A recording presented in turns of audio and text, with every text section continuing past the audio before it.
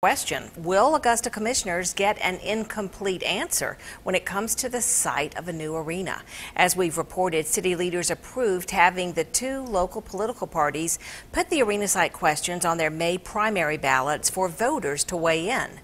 WJBF News Channel 6's George Escala joins us now with what's being asked of voters and what isn't. It was a surprising twist. Commissioners voting to request the county's political parties put two non-binding questions on the May primary ballots. Do voters want a new arena at the current site downtown, yes or no? Or Regency Mall? But some say for a complete answer on a new arena, those are not the only questions that should be going before the voters.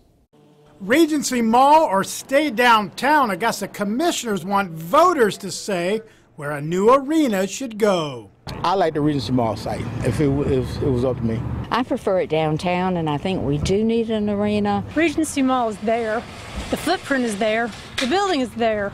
Those are the questions Augusta Commissioners want primary voters to answer, sending this email to the county's two political parties as an official request to put the questions on their ballots. But just those two questions, no more.